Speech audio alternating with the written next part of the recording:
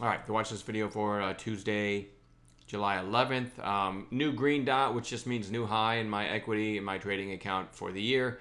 Wasn't a huge day, but it was a decent day. I'm always proud when I just stick to my rules, and I'm, pretty solid at that. If I had to give myself any kind of compliment, I'm pretty solid at making sure that I'm always trading defense first, and that's what I try to teach the members in our chat room. So, right now, the SPY is just a really, really low volume day, right? Monday in the summer, and it's kind of right in the middle of it. You can see the range from 240 to 245, kind of sitting right in the middle of that range. So there's nothing interesting there, and low volume, so if you were at all frustrated today, look how narrow this daily candle is on the SPY, and look at the low volume. I mean, that's why. Hopefully, as the week goes on, it'll pick up a little bit. But anyway, here's what I have on watch for tomorrow. KOOL, a nice little extra volume spike today, gapping up on news. And let's see, this high back here in March was 380, and it briefly took that out this morning and it went to 385. This is very interesting over 385, though. If you scroll back a little bit, KOOL has a history of making crazy moves. I'll just give you a few. 280 to 656 on this day. 219 to 430 on that day. 350 to 684. So you can see, and then more recently, 282 to 483. So this one held up pretty well today. Usually, if these low float, low price stocks aren't going to run, they get slapped down pretty well, like KOL has a few times here. So I do like the fact that this closed strong, and again, certainly interesting over 385. SPEX had this crazy move and now back down, kind of a little bit of a bottoming tail below the 8-day. If you go to 15-minute candles and zoom in a bit, it did get a little afternoon spike. So maybe this one has finally found support and it's going to turn back up. Not in love with it, but we'll watch it. YUMA certainly extended, but we want to watch it. Maybe we get a red to green in it tomorrow. We don't ever want to become chasers if it gaps up in the morning. I did give one idea on this today. I missed this move, but then it was flagging, and my idea was over the half, over $1.50. I typed it out in chat before it got there, that this one might challenge the highs or whatever. I said something like that if it breaks the half. My idea was over 150, so 151. Worst case stop is going to always go below the previous candle around 140, and you can see what it did. This thing, it just kept going. It just kept breaking, flagging, breaking, flagging, breaking, flagging, and so on, and closed really strong. So anyway, I didn't expect that kind of move, but it certainly did close strong, and it goes on watch really for the next several days. CDNA made a big move today. I didn't participate in it, but it closed well off of its highs. I just want to watch it because it's such a big volume spike for this stock. If you look to the left, there's not a lot of volume really ever, so maybe this catches some attention tomorrow. We get a red to green and a decent trade in it. Costco, COST. I love some of the bigger names that are overdone to the downside. Costco was certainly interesting a couple weeks ago when it looked like this. Unfortunately, it gapped up the next day, so I never got a trade in it. But I do like this again. That's a pretty good 3-day sell-off. It's well off of its highs for the year. It did have nice support at 150 back here. Kind of a lot of activity around 150 here. So, getting there quickly like it has. I'd love to see a flush below 150 on an intraday basis, and then I'll be looking for an intraday reversal for a day trade.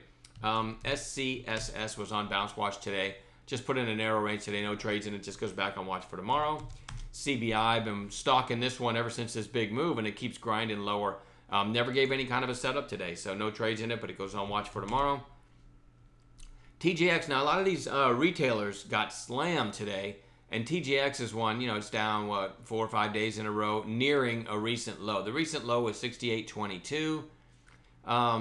If it can flush down below that low, and I get down to this area, I might look for an intraday reversal. I would point out, before you get too interested in that GPS made a big move to recent lows and just kept going today. Let's look at Ross Stores. Kind of had the same thing. It's come down 4 or 5 days in a row to recent lows and still closed weak. So something to think about. Not all of these stocks have to bounce. Macy's is another one, by the way.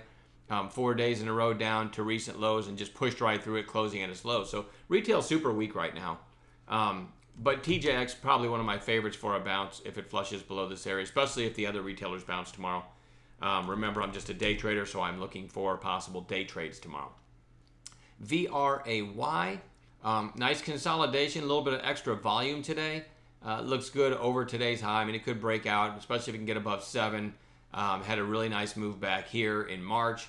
It's definitely worth watching. VRAY. CEI is a penny stock, but it's kind of interesting, right? You chart players, I mean, you had a pop here, lower high, and then today, bigger volume, than the lower high, and it's got room to run. Again, I'm not very skilled or practiced is a better term at trading these penny stocks, but I do think it's worth watching. I like the volume, and I like the fact that it's trading above like 2 weeks worth of trading, all right, and on really good volume today. A couple more. APRI, spike, kind of flag, spike again. I mean, it's just got great support at the 20-day, and it just feels like one of these days it might just rip higher.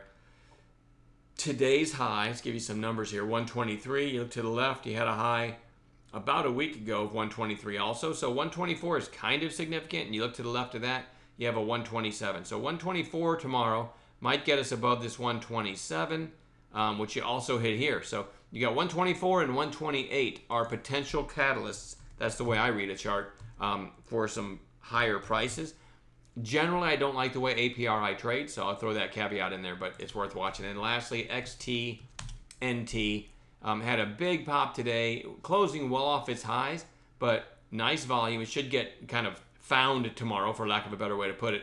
And there's not a lot in the way for this thing to rip. So, and again, I judge that by looking to the left of where it closed, right? And you just kind of draw a straight line. There's not much trading. They had this one spike that went up to 88. Today it went higher than that. Today it went to 94. And then you had this spike back here. But you don't have a lot of any kind of lengthy trading ranges above where it is. So this one has a chance to do kind of a red to green, maybe squeeze tomorrow. So and it did have news, so that makes me like it more. It wasn't just some chat room pumping it or some Twitter guys saying, hey, it's having a MACD crossover special formation, and so I'm going to go long here even though there's no news. And I see a lot of that on Twitter. We were kind of laughing about that in the chat room today because you see a lot of nonsense. People trying to claim something's going to move because there's some sort of crossover and other indicators that they're looking at. And you look at the chart and it's traded 30,000 shares that day. You know what? You follow someone like that and you try to make money, you're never going to learn to trade. So I highly recommend learning to trade from someone that is consistent. XTNT, 13 million is what I'm showing in the float. So this one does look good for a follow-through day tomorrow. All right, I'm done babbling. We will see everybody tomorrow. Have a good night.